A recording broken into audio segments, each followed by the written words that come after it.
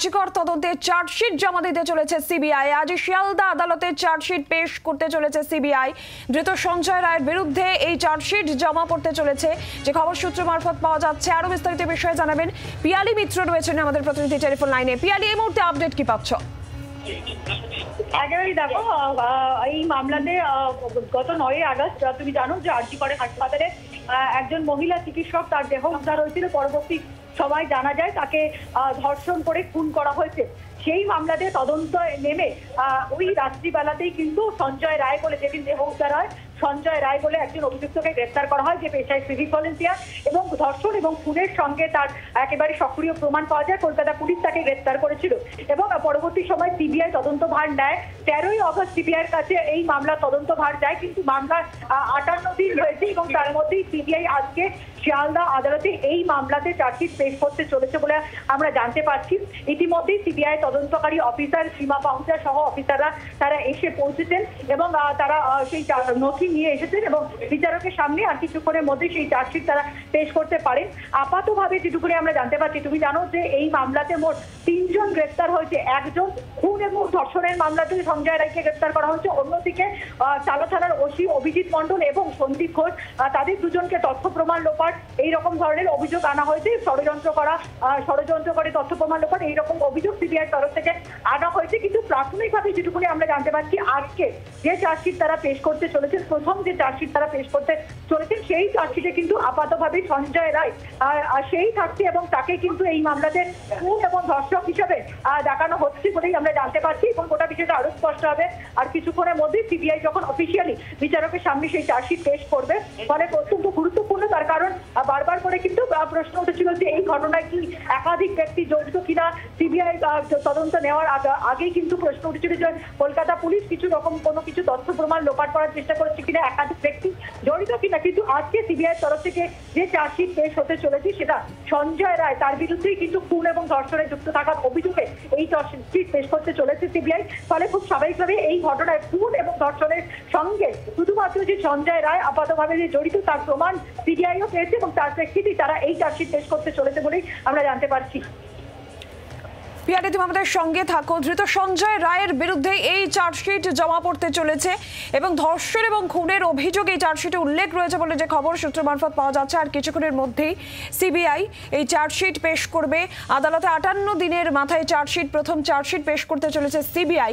আরজিকর তদন্তে আজ শিয়ালদা আদালতে এই চার্জশিট পেশ করতে চলেছে সিবিআই, যেখানে ধৃত সঞ্জয় রায়ের বিরুদ্ধে এই চার্জশিট জমা পড়ছে বলে জানতে পারা যাচ্ছে। যেখানে ধর্ষণ এবং খুনের অভিযোগ এই চার্জশিটে, ধর্ষণ এবং খুনের অভিযোগ এই সঞ্জয় রায়ের বিরুদ্ধে যে অভিযোগ চার্জশিটেও তার উল্লেখ রয়েছে বলে সূত্রের খবর। এই মুহূর্তে অর্কদীপ্ত মুখোপাধ্যায় আমাদের প্রতিনিধি সরাসরি রয়েছেন আমাদের সঙ্গে। অর্কদীপ্ত, আর কিছুক্ষণের মধ্যেই আরজিকর তদন্তে প্রথম চার্জশিট জমা দিতে চলেছে সিবিআই শিয়ালদা আদালতে, যেখানে এই সঞ্জয় রায়ের বিরুদ্ধে ধর্ষণ এবং খুনের অভিযোগও চার্জশিটে উল্লেখ রয়েছে বলে সূত্রের খবর। জুনিয়র ডাক্তারদের তাদের কি প্রতিক্রিয়া?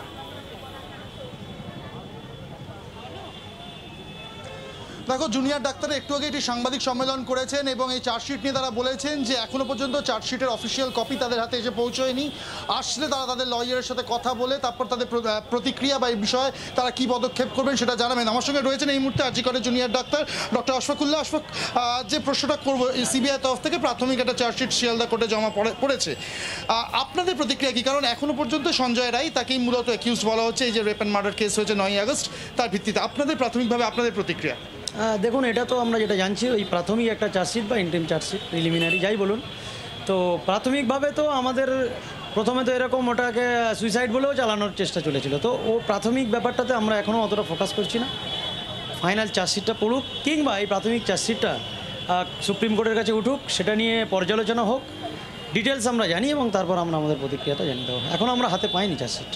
একেবারে যেটা উনি বলছেন, এখন ওনারা হাতে পাননি, ডিটেলসটা জানতে হবে, ওনারা হাতে পেতে চাইছেন এবং তারপরে তাদের যে লয়ার আছে তার থেকে লিগাল অ্যাডভাইস নেবেন। লিগাল অ্যাডভাইস নিয়ে কিন্তু তাদের পরবর্তী কোর্স অফ অ্যাকশন বা তাদের কী পদক্ষেপ হতে পারে বা তারা এটা নিয়ে কোনোভাবে কোনো পদক্ষেপ নেবেন কিনা সেটা ডিসাইড করবেন। তবে তারা জানিয়ে দিয়েছেন যে তারা এই চার্জশিট, যেহেতু এটা প্রাথমিক চার্জশিট, সেই জন্য এটা নিয়ে এক্ষুনি খুব বেশি বক্তব্য বা খুব বেশি মন্তব্য করতে চাইছেন না। তারা চাইছেন যে এটা কোর্টে উঠুক এবং তারপরে সেটা পর্যালোচনা হোক, তারপরে তার গতি প্রকৃতি দেখেই তারা মন্তব্য করবেন।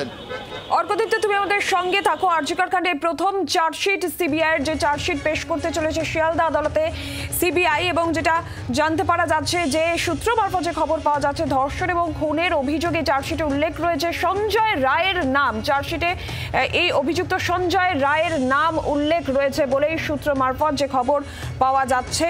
এবং আর কিছুক্ষণের মধ্যেই শিয়ালদা আদালতে সিবিআই আধিকারিকের এই চার্জশিট পেশ করতে চলেছে। 58 দিনের মাথায় আরজিকর ঘটনার প্রথম চার্জশিট।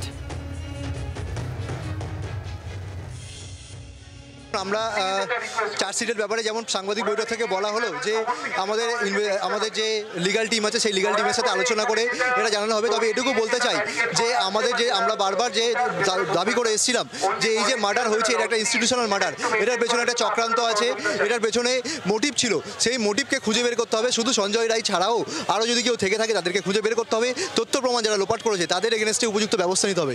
আমরা এটা বারবার বলে এসেছি এবং সিবিআই যে পরবর্তীকালে যে তদন্তভার এগোবে আমরা মনে করি সেই জিনিসগুলো অবশ্যই এরপরে যে তদন্ত এগোলে তাদেরকে অ্যারেস্ট করতে হবে এবং যদি কেউ থেকে থাকে তাদেরকে অ্যারেস্ট করতে হবে এবং পূর্ণাঙ্গ রিপোর্ট দিতে হবে এবং সবার সামনে নিয়ে আসতে হবে যে কী মোটিভে এই খুনটা করা হয়েছে, এই ধর্ষণ করা হয়েছে। বাংলার আওয়াজ, বাঙালির আবেগ, জি 24 ঘন্টা।